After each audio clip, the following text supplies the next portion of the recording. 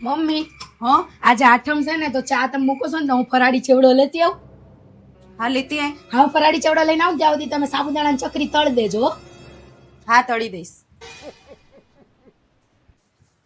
આવી ગયા મમ્મી? લે આ જો બધું મંગાવ્યું હતું ને બધું લઈ આવી છું જોઈ લે.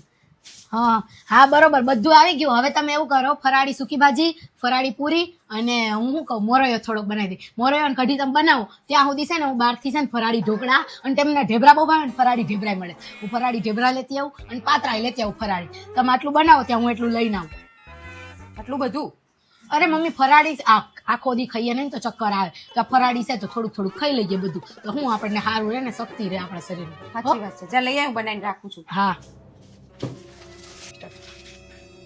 અરે મમ્મી મને યાદ આવ્યું જાતી હતી ને ત્યાં અરે રાત્રે ખાવા હાટું સાંજે આપણે ખાવા તો જોહે ને કઈક આ તો બધું બપોરનું છે તો સાંજે ખાવા હાટું હું લાવું ફ્રૂટ ને એવું લેતી આવું લેતી આય જા.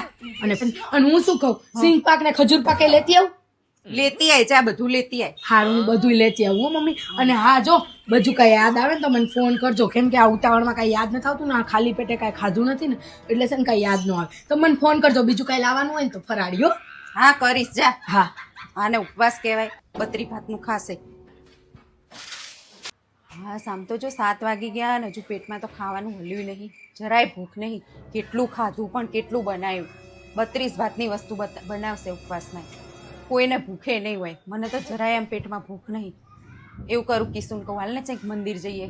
હા જે રાંધવું નહીં આમ તું કેટલું ખાધું છે તો કોઈ ખાશે નહીં. કિશુન બૂમ પાડું તો હાલો એને મમ્મી હા જો હું તને જ બોલાવવાની હતી. સારું થયું આવી હતી. કેમ મને કેમ બોલાવવાના હતા? આ સાંજે કઈ રાંધવું નહીં ને આપણે હાલ ને મંદિર આંટો મારતા આવીએ.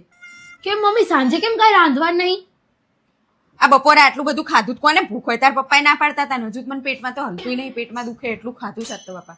કોને ભૂખ હોય એટલે મમ્મી મને ભૂખ લાગી છે હું એટલે તો તમારી પાસે આવી હતી કે 7 વાગ્યા મને હવે ભૂખ લાગી છે અને હું તો ક્યારની ફરાળી રેસીપી જોતી હતી એમાંથી મેં 2 નક્કી કરી નાખી છે. હું ફરાળી હાંડવો અને ફરાળી સેન્ડવિચ બનાવું છું.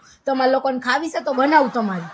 અમારે નથી ખાવું કઈ નહીં ખાવું. હજુ આ ખાઈ ખાઈને તો અત્યારે આમ શરીરને સારું નહીં લાગતું. અને આટલું બધું ના ખાવાનું હોય. ઉપવાસ છે ને શરીર સારું રહે એટલે કરવાનું હોય. તને આટલી બધી ભૂખ ક્યાંથી લાગે? મમ્મી યાર ભૂખ તો લાગે ને સવારનું કઈ ખાધું નહીં ચક્કર આવે છે મને તો. ઉપવાસ રહેવાથી શરીર સારું રહે. ભૂખ્યા રહો ને તો. અને આ તો તમે ઉપરથી વધારે ખાવ છો એટલે શરીર બગડે.